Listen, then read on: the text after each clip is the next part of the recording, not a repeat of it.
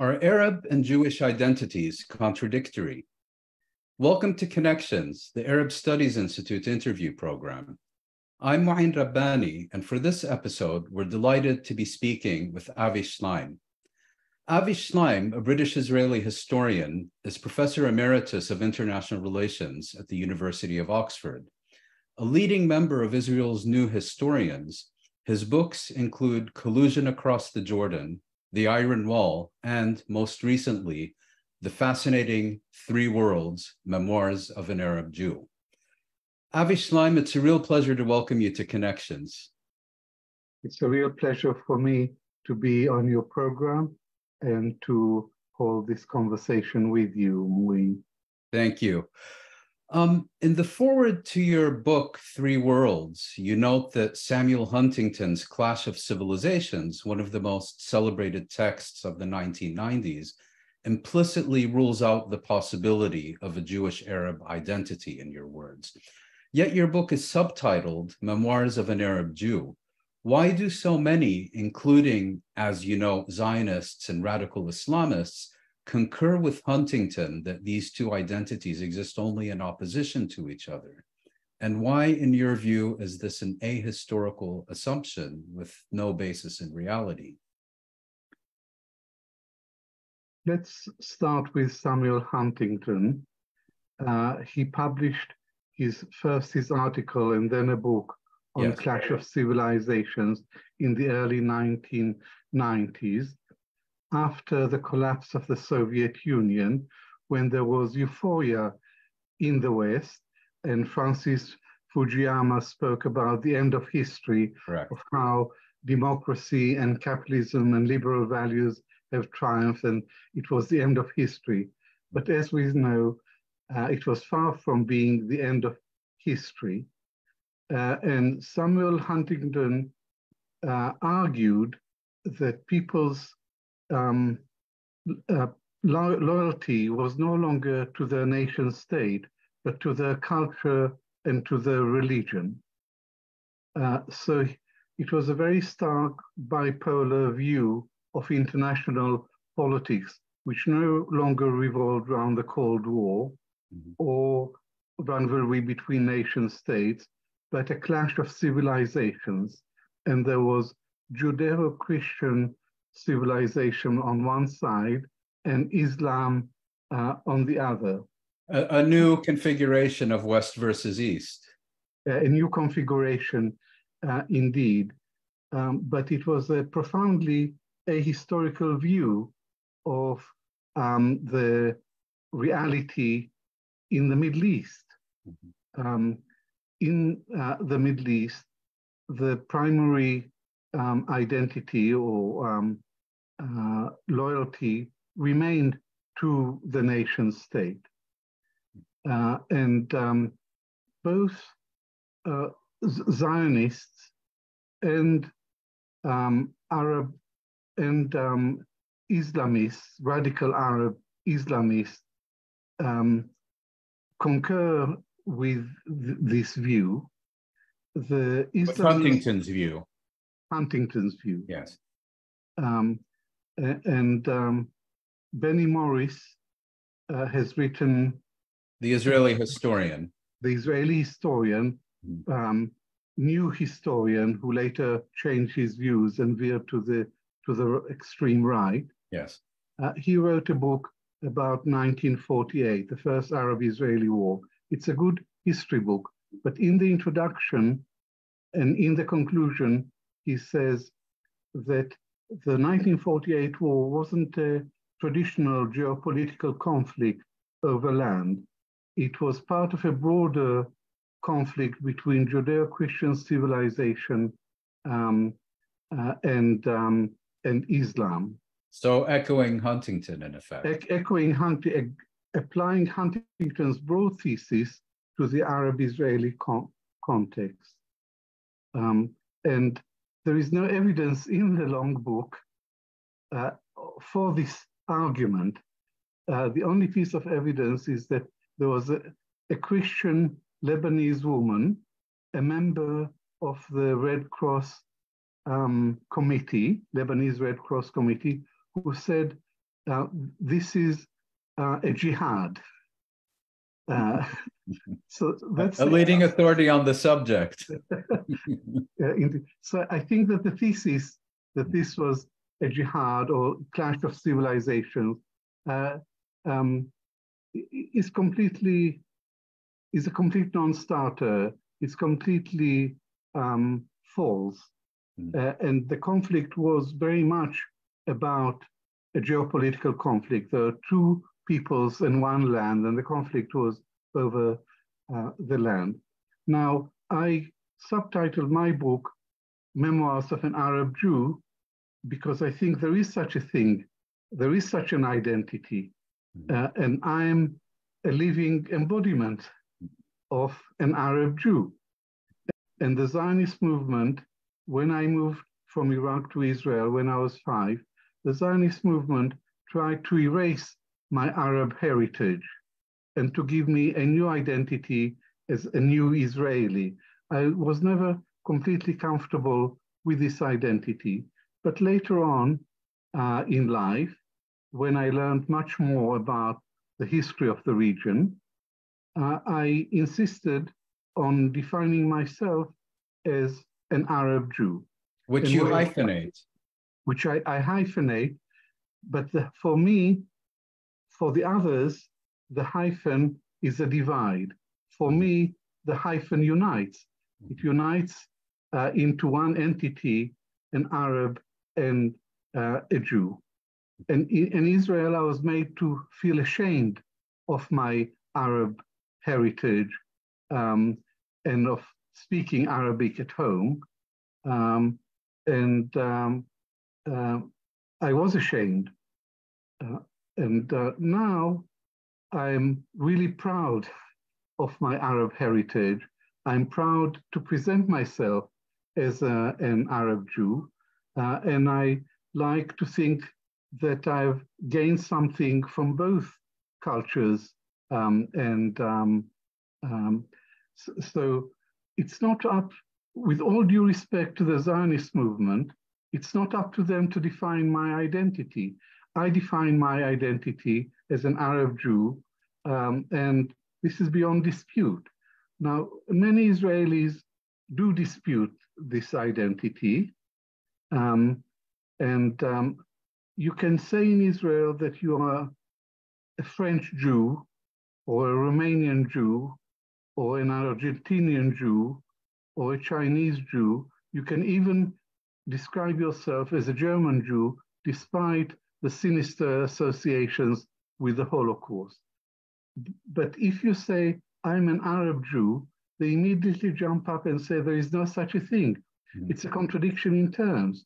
And if I may interrupt, I think it's also acceptable to say you're Iraqi or Moroccan or Yemeni, but it's when you use the term Arab that these issues arise. Yes. It's because the Zionists pose that there is ontological impossibility of being an Arab Jew. Of being an Arab and a Jew. An Arab and a Jew. And this is not just a question of terminology. It also involves a particular view of the past. And the people who deny the identity of an Arab Jew say that the whole history of the Jews in the Middle East, in the Arab world, is a history of persecution, of hostility, and therefore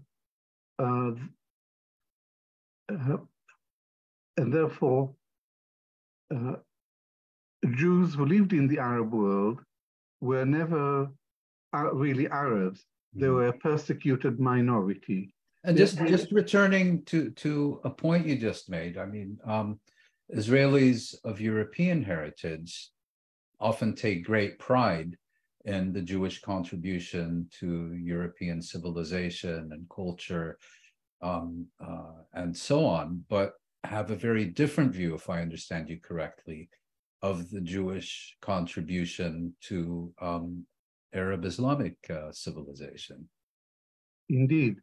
The Zionist movement is a European movement, It's a movement by European Jews for European Jews.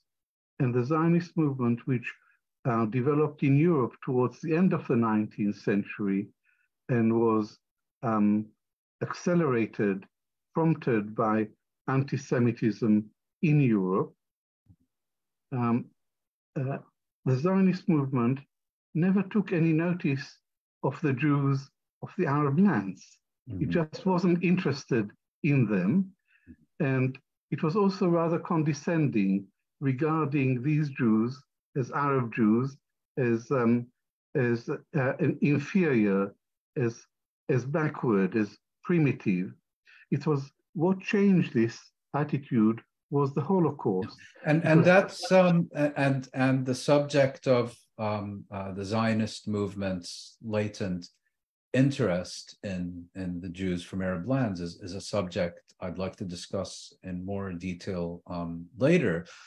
But turning now to, let's say, the core of your memoir, it's very much focused on a particular community of Arab Jews, the Jewish community of Iraq, into which you were born. And your book offers what you term a glimpse into the rich and lost world of the Iraqi Jewish community. And you describe this community as a pillar of Iraqi society.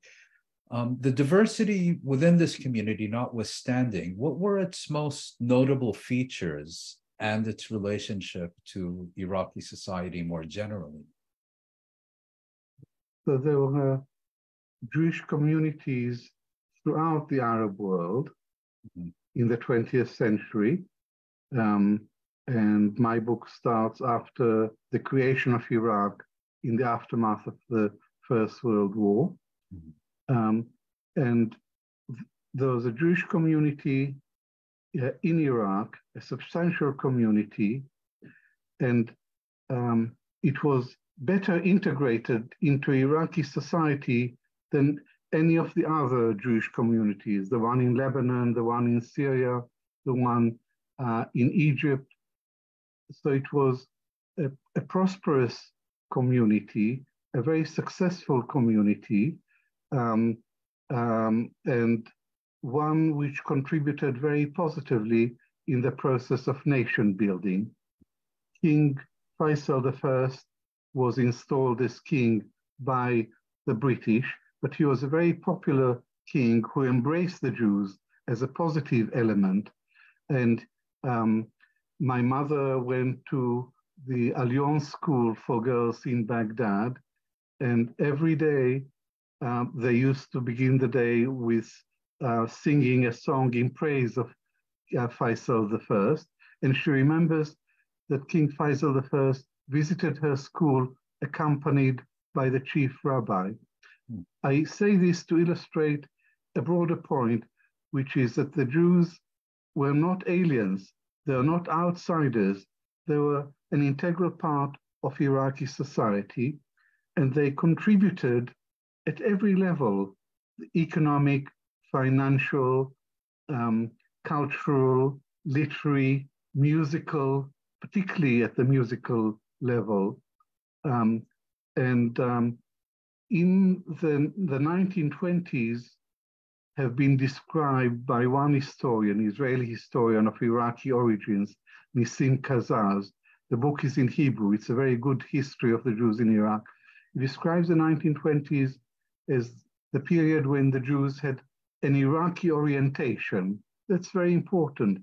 The Jews didn't have another orientation. They were Iraqis, and they played a full part in the process of nation building. So the disinterest between the Zionist movement and the Iraqi Jewish community was, at least during this period, mutual. Yes, indeed. The Jews of Iraq were not interested in the Zionist project.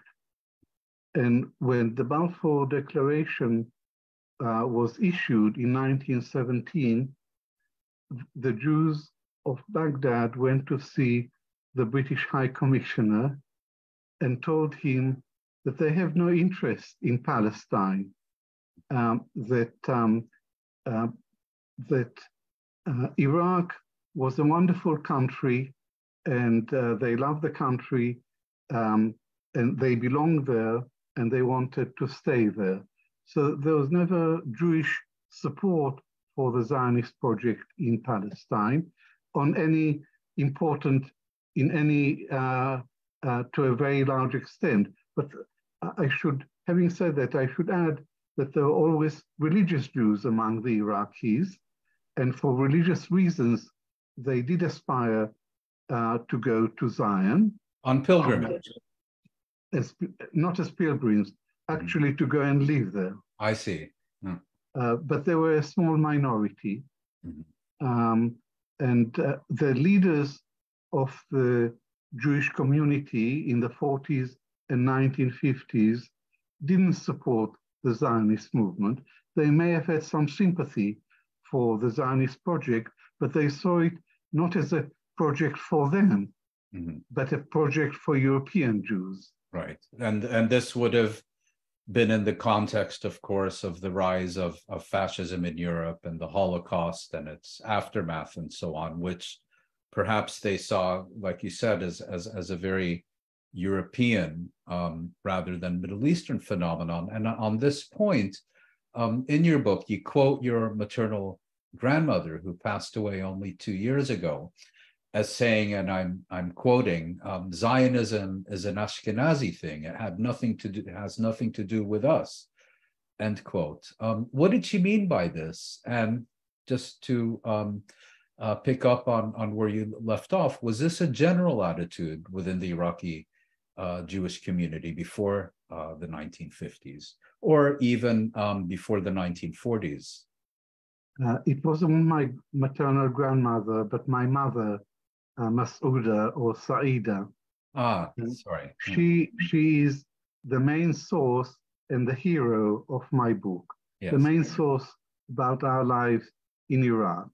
And I interviewed her endlessly and took copious notes from these interviews, which I incorporated into my narrative.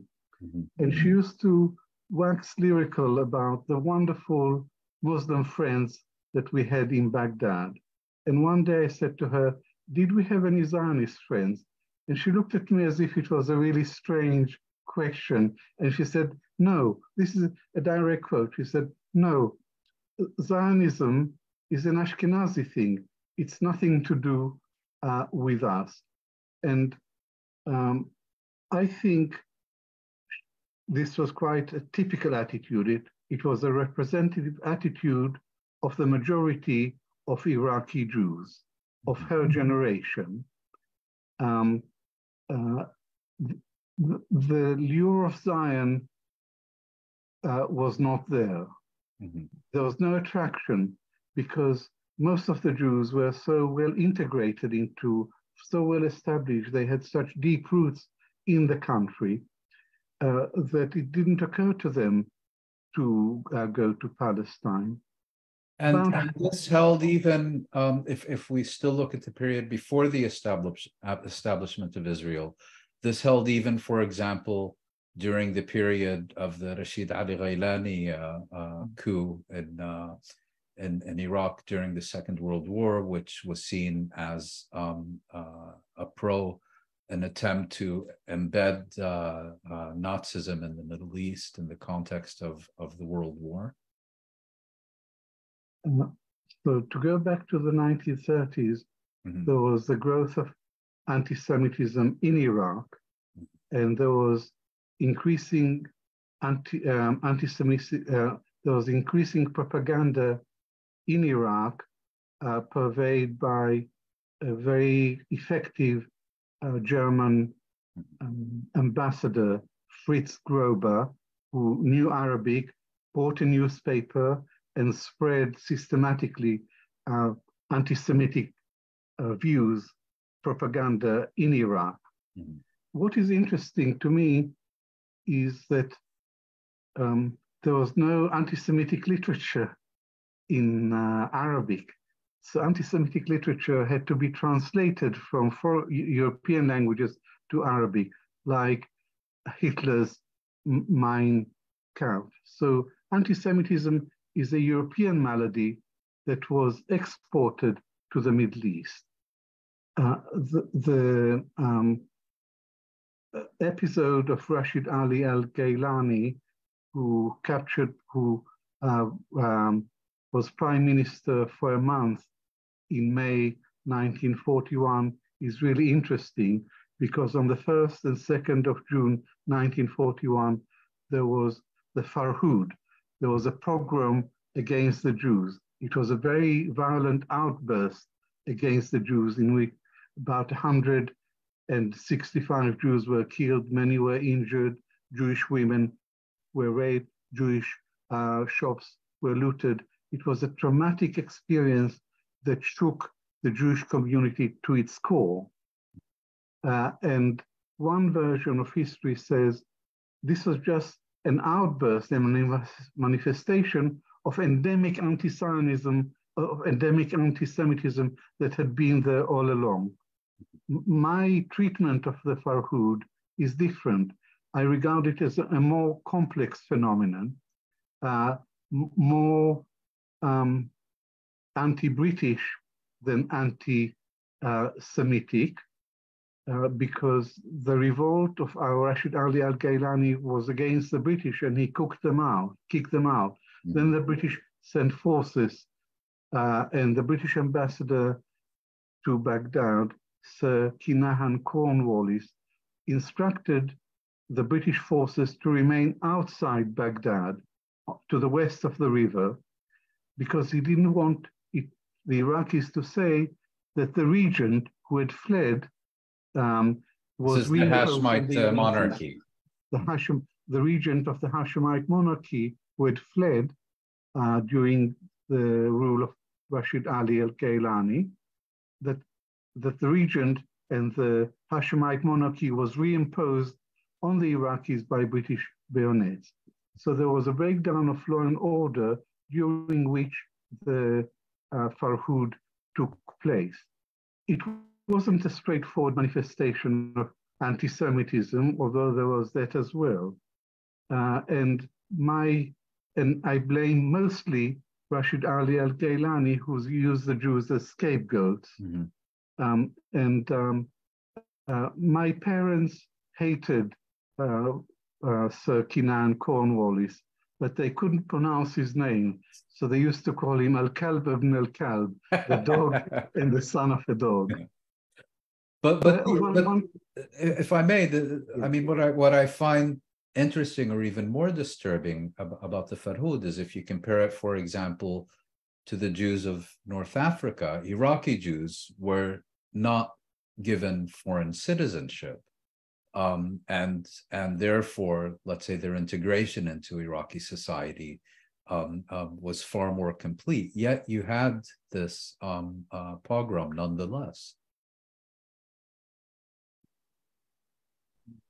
The pogrom was a result of a complex set of characters, of circumstances, a complex set of factors, and one factor was anti-Semitism, but another factor was anti-British. And Britain, remember, was an imperial power. It was extremely unpopular, whereas Rashid Ali led a national revolt against the British, and he was very popular.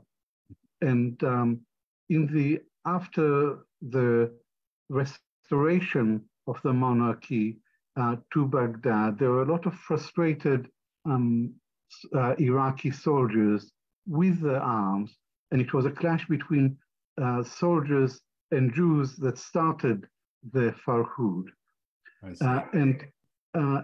In the mixed neighborhoods, many Iraqis protected their Jewish neighbors. There are many stories about that. One famous story is of the woman, a Muslim woman, married to a colonel in the Iraqi army, and she stood outside the house of her Jewish neighbors with her husband's rifle, and she deterred the mob from hurting her Jewish neighbors. And some of the Farhud, particularly the looting, had little to do with anti-Semitism, but it was more opportunistic. Mm-hmm. My mother told me a story about a very poor peasant who lived in a shack without electricity, and he looted from a Jewish store a radio, and he took it to his shack, and he turned it on, and there was nothing happened. Nothing happened. Mm-hmm. So he banged on it, and he said, "Come on, you sing for the Jews, so why don't you sing for us?"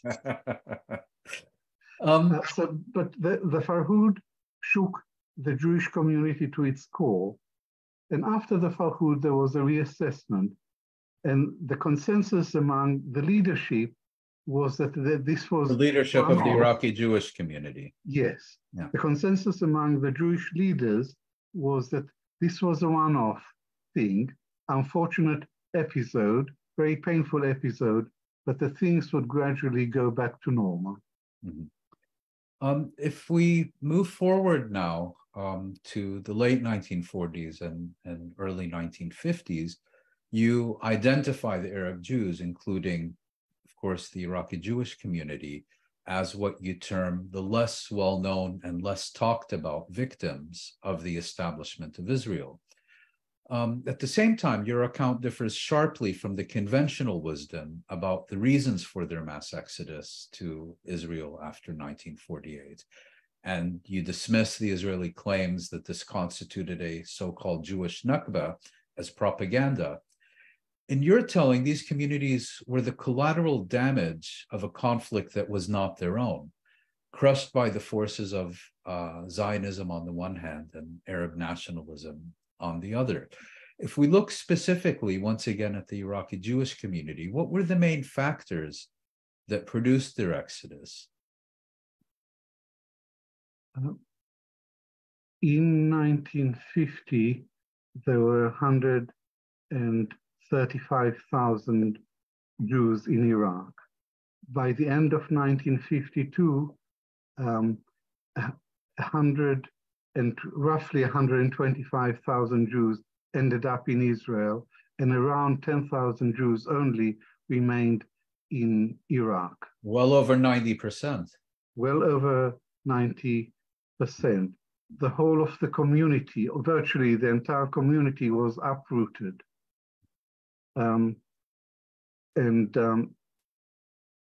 The Jewish exodus from Iraq is a complex process, and there were many reasons for it. But in my opinion, the primary reason for the exodus was persecution of the Jews by the Iraqi government. This was after the 1948 Arab-Israeli War. The Iraqi army fought in the war for Palestine. At the end of the hostilities, Israel signed armistice agreements with all its neighbors, but Iraq refused to sign an armistice agreement, but just withdrew its army, and Iraq and Israel are still officially at war. And in the aftermath of the war, there was a backlash against the Jews throughout the Middle East, not just in Iraq, but in Egypt, in Syria, in Lebanon, and elsewhere. And from now on, Jews, Arab Jews, were increasingly identified with Zionists, whether they liked it or not. They were identified. Ironic, given what you describe as the disinterest of these communities. Very ironic, but Zionism gave the Jews a territorial base for the first time in their history, or at least for the first time in 2 millennia. So now there was a Jewish state in Palestine. Until then, the Jews were a pillar of the Iraqi society. They belonged there. They were not newcomers. They are not. They'd been there since the Babylonian exile 2.5 millennia ago. They were one minority among many minorities, but now it was possible for Arab nationalists and right-wing Iraqis and Islamists to say to the Jews, you don't belong here, you're outsiders, why don't you go and join your brothers in Palestine? And there was an additional factor. The Zionist movement had displaced the Palestinians from Palestine. The Zionist movement had systematically taken over Palestine and carried out the ethnic cleansing of Palestine. So there was growing resentment in the Arab world against the Zionist movement, and some of this also spread to the Jews of Iraq.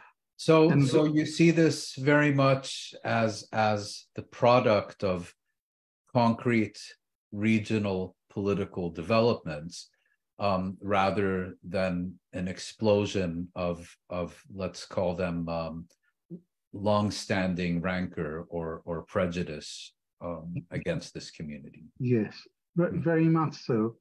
The Jews in Iraq were caught in the crossfire between two secular movements, Arab nationalism on the one hand and Zionism on the other hand. They didn't want to be a party to this. They wanted to continue with a comfortable life in Iraq, but they were caught in the crossfire. And the real underlying factor behind the exodus is the rise of nationalism, both Arab nationalism in the aftermath of the First World War and Jewish nationalism or Zionism. So nationalism is at the root of this conflict, and nationalism is a very destructive force and a very divisive force. You can be a patriot and love your country, but for nationalism requires an enemy. And nationalism is divisive. As Marilyn Monroe wrote in her scrapbook, nationalism stops us thinking. Nationalism stops us thinking. Nationalism stops us looking at one another as human beings, and but we look at the other as the enemy, us and them, and that's what happened in the aftermath of the 48 war.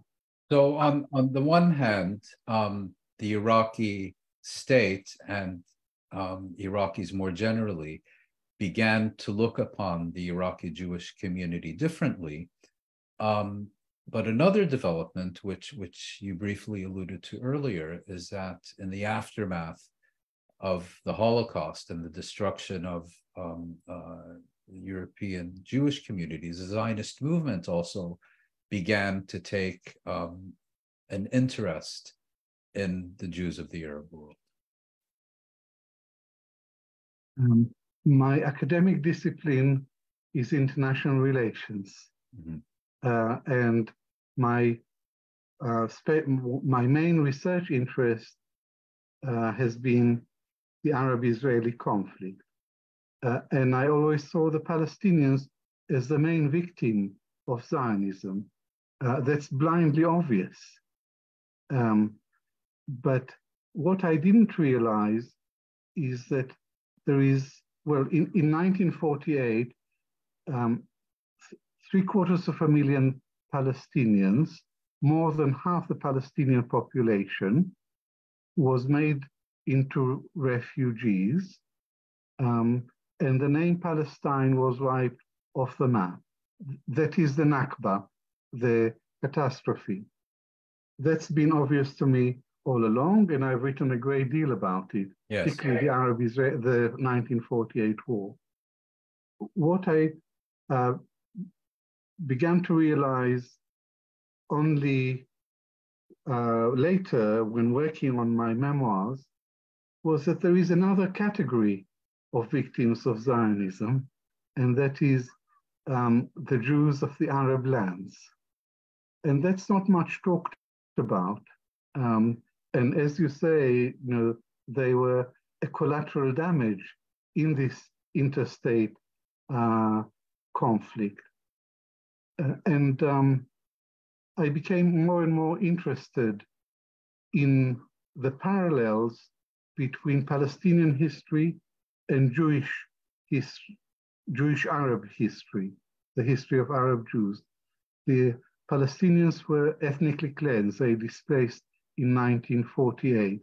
But after 1948, the Jews of the Arab lands were also displaced. And there is a link between the two. And the link is Zionism. The same Zionist outlook, the same Zionist institutions that were responsible for the expulsion of the Palestinians in 1948 is also the same movement that worked hard to bring what they call the ingathering of the exiles, bring Jews from everywhere, including the Arab world, bring them all, as many of them as possible, to Israel. So I see a parallel here between Palestinian history and Iraqi Jewish history, in that both of us were displaced from our homeland. It's not identical. The Palestinians were genuine refugees. They were expelled. We were not refugees. We were not mistreated physically. We were not expelled. We were not ethnically cleansed. But in a very real sense, my family and I and the Jewish community were victims of the Arab-Israeli conflict.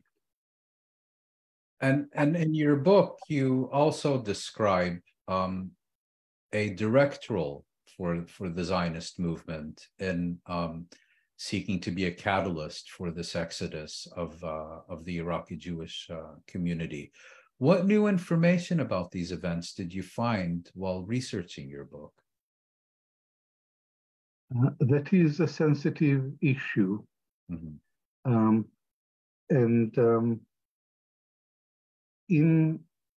So I'll start with the background.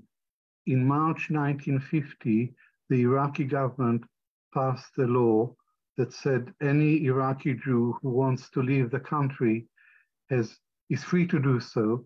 They have a year to register and surrender their Iraqi citizenship, and then they can leave. And initially, a small number of Jews registered to leave the country. But in the course of 1950-51, 5 bombs exploded in Jewish targets in Baghdad. Including a synagogue and community center, I believe. Yes. The 5 bombs, one was on the American Information Center which Jews frequented. One was the Al-Baida Cafe, which was Jewish owned. One on a Jewish Shashu car dealership, and another car dealership. But the most famous bomb is the hand grenade lobbed into the Mas'ud Shem Tov synagogue. In Baghdad. In Baghdad. And in all the others, there was slight damage to property, but no one was killed. In the Mas'ud Shem Tov synagogue, the hand grenade hit an electricity pylon, and as a result, 4 people were killed. Now, there were always rumors in Israel that the Zionist movement had a hand in these bombs, and that the objective was to accelerate the exodus, to put pressure on the Jews who wanted to stay or those who hesitated to take the plunge and register to leave the country. The persistent rumors, but there was never any evidence. as a historian, I wanted to know whether there was any basis to the rumors that the Zionist movement was involved. And these were rumors that lived among the Iraqi Jewish community. The Iraqi Jewish community in Israel, yes,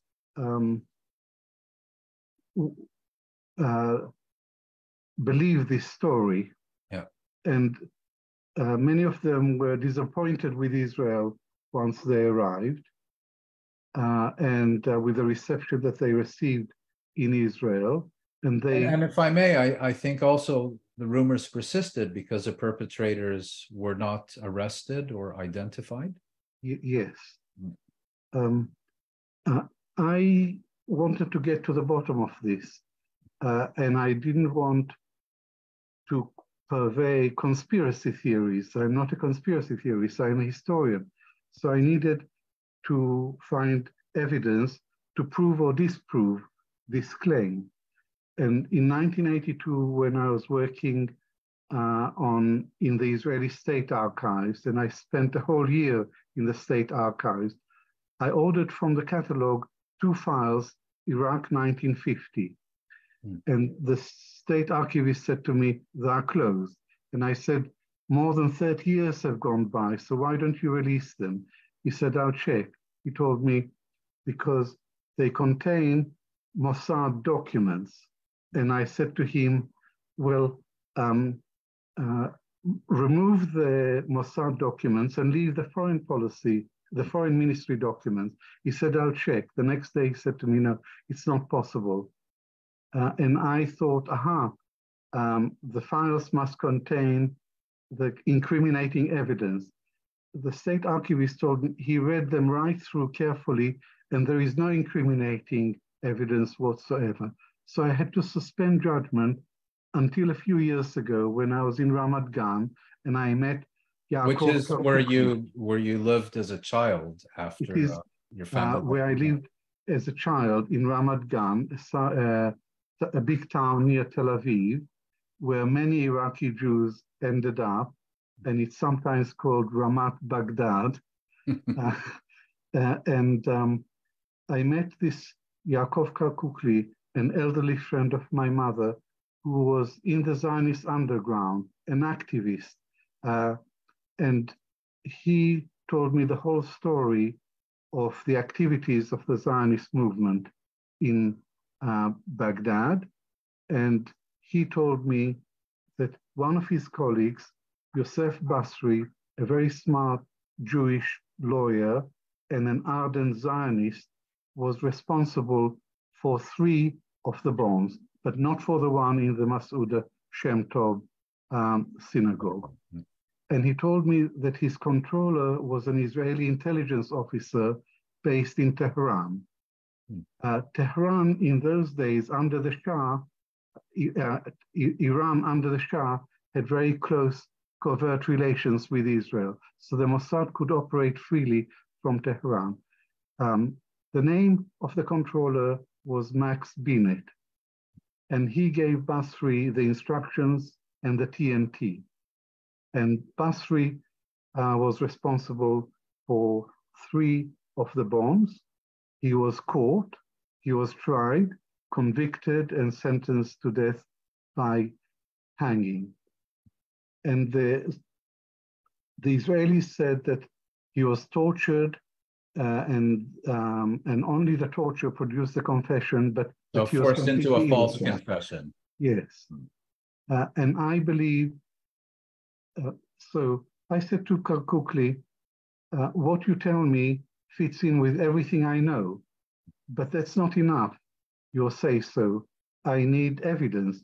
And eventually produced a page of a police report about the interrogation of Basri. An Iraqi police report. The Iraqi police, the Baghdad police report about the bombs. And it was specifically about the interrogation. Specifically about the interrogation of Basri and his assistant, Shalom Saleh Shalom, who was responsible for hiding the weapons and the transmitters in the Mas'ud Hashem Tov synagogue and in private homes.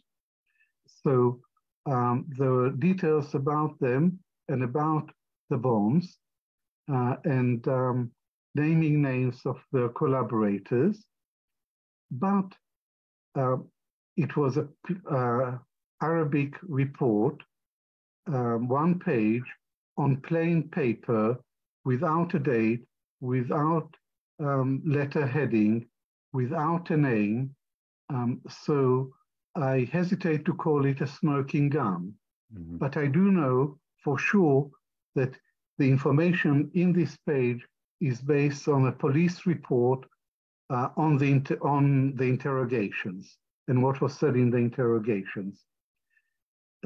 Because I made contact with an Iraqi journalist called Shamil Abdul Qadir, who had written a book called The Zionist Movement and the Displacement of the Jews from Iraq in 1950-51. And he has just brought a new edition, revised edition of his old book. And he confirmed, he said he has the whole file, the whole police file, which is 200. You were speaking about the police report, which you said, on the one hand, you can't characterize as a smoking gun because it wasn't on official letterhead and so on. But if I understood you correctly, at the same time, you're confident in the accuracy and integrity of the information it contained. Yes, because Shamil Abdul Qadir has the entire police report on the interrogation. And he confirmed that the page I have is extracts from the long report and that it is authentic. So now I do not claim that I have a smoking gun, but yes, I have written evidence, undeniable evidence, that the Zionist underground was involved in some of the bombs. And I'll say something further which leads me to this conclusion, and that is the Lavon affair in 1954 in Egypt. When a group of Jewish, a cell of Egyptian Jews planted bombs in public places in Cairo with the aim of creating bad blood between the Nasser regime and the West. So the Nasser regime had only come to power within the previous 2 years. And Nasser himself only became president that year in 1954. Yes. So this was a false flag operation like the one in Iraq. Can I ask, because as you mentioned, 4 of the bombings produced only limited damage and no casualties, but the real one, the turning point, if you will, was the attack on the synagogue. Were you able to tie that to this campaign by the Zionist underground to your satisfaction?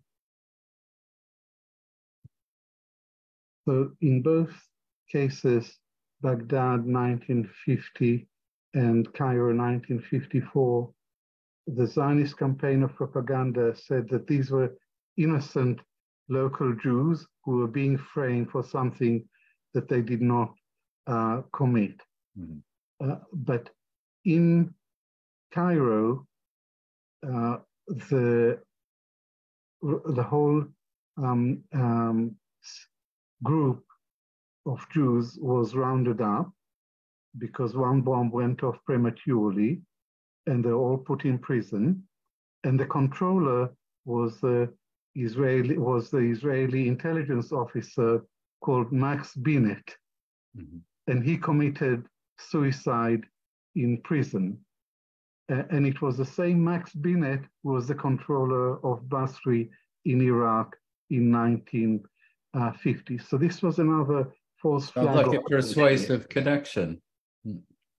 And it's not my phrase. Someone else spoke about cruel Zionism. Mm-hmm.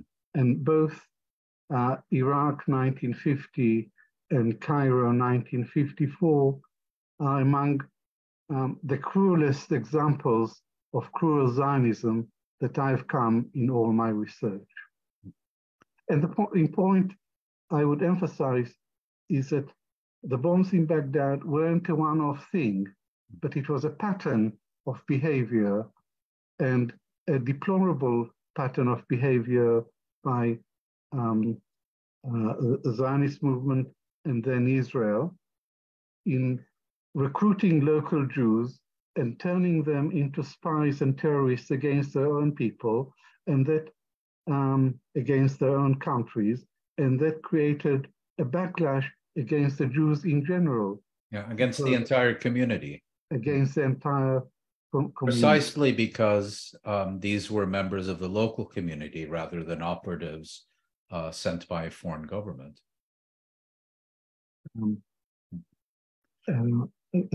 That's right. So,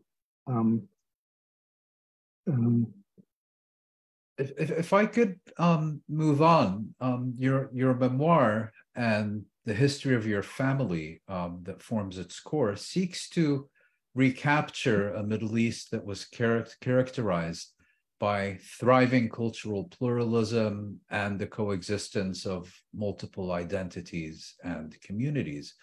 It's also a world that, as your book and our discussion makes clear, exists only in memory, and one that powerful forces would prefer to suppress.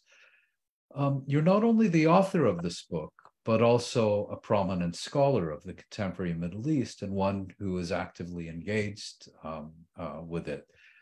In this regard, should we read your memoir as a work of historical interest, or in your motivation to write this, does it also have an additional purpose of reminding us that a different future remains possible? So I'm a historian, and I'm more comfortable in dealing with the past than in talking about the future. So I'll start with the past. And the main point that my memoir illustrates is that there was Muslim-Jewish coexistence in Iraq. That in Iraq, the Jews were not the other. The Jews were one minority among many minorities.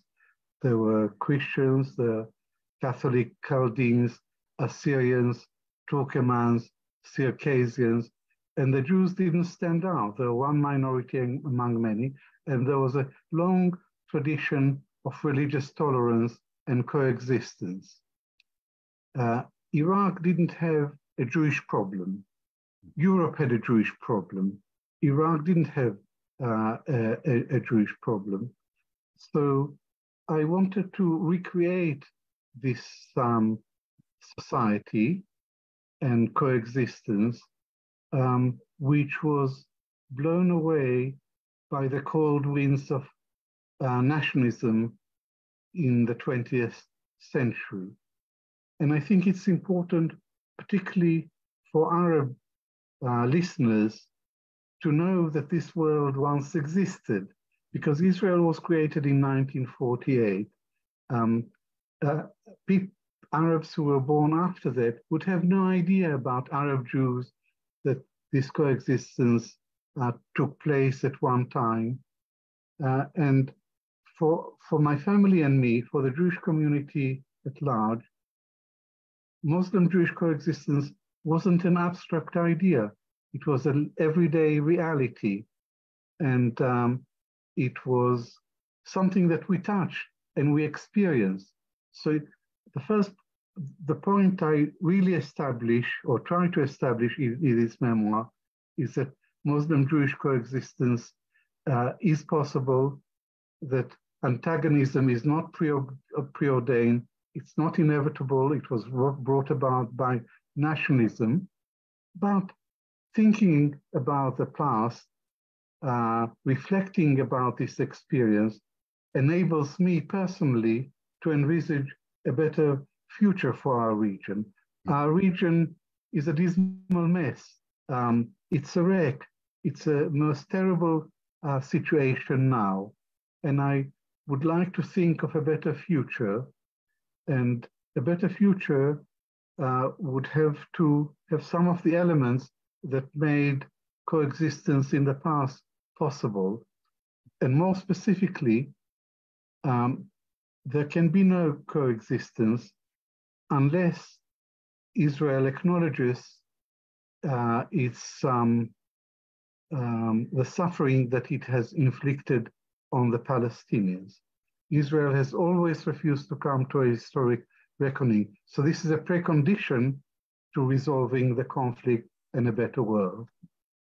There's so much more in your book that merits discussion, including, I think, also the experiences of these Arab Jewish communities and the discrimination they encountered not only as they were leaving their countries, but after they arrived in Israel. And we have spoken about this briefly. So for the last part of discussion, I'd instead like to turn to an entirely different subject, and one which you've just raised, and one to which you've devoted much of your professional life. As you know, this week, tomorrow, in fact, is the 30th anniversary of the signing of the Oslo Accords. They were signed on 13 September 1993. And rather than ask you about these, I'd like to get your reflections through the window of a public correspondence you had with the late Palestinian intellectual Edward Said shortly after these accords were signed on the pages of the London Review of Books. I think it's also interesting to take this angle because, as you know, Edward Said passed away 20 years ago this month on the 25th of September 2003. So if you could perhaps briefly summarize what the debate was at that point and how you look back on it now, given the realities that you've just described. The Oslo Accord was signed on the 13th of September 1993. Yes. And I was euphoric. I thought, this is the real deal. There'll be shouting and jostling, but this is a modest step in the right direction. It's the beginning of a slow, gradual, and controlled process of Israeli withdrawal from the occupied territories. And at the end of the process, there would be an independent Palestinian state. That was my position then. And a month later, there was a special issue of the London Review of Books, and Edward Said wrote The Case Against Oslo. And his article was called A Palestinian Versailles. He saw the Oslo Accord as an instrument of Palestinian surrender. He accused Yasser Arafat of surrendering vital Palestinian national interests, like the right of return, the right to statehood. And it was the first of many criticisms by Edward Said of the Oslo Accords and of the Arafat leadership. My article was a defense of Oslo, and I emphasized that it was a modest step and acknowledged that all its shortcomings, that it didn't touch on any of the key issues in this conflict, what we call the final status issues. That's the right of return of 1948 refugees, the status of Jerusalem, the future of the Jewish settlements on occupied territory, and the borders of the Palestinian entity. I emphasized the gradualist architecture of the Oslo Accord. Which you found convincing at the time, given the circumstances under which it was signed. It was plausible at the time, but Edward Said denied that it was plausible and that it could lead eventually to a Palestinian state. And I asked Mariam Said, the widow of Edward Said, once, how was Edward so certain that the Oslo Accord wouldn't lead anywhere? And she said to me, Edward was a literary critic. He was used to reading text. He read the text, and there was no mention, let alone a promise, of a Palestinian, independent Palestinian state down the road. So he knew it would never lead to a Palestinian state. And there was a few years later, there was an event organized by the London Review of Books at which Edward spoke. And he said to me, so who was right? And I said, sadly for you, for the Palestinians, you were right, and I was wrong. But the reason that I was wrong is that I assumed that the process of Israeli withdrawal was irreversible, that it would be gradual, partial, interrupted, but inevitable and irreversible. That was my basic mistake, because Israel never intended to end the occupation. Israel only repackaged the occupation in a way that would be useful to Israel.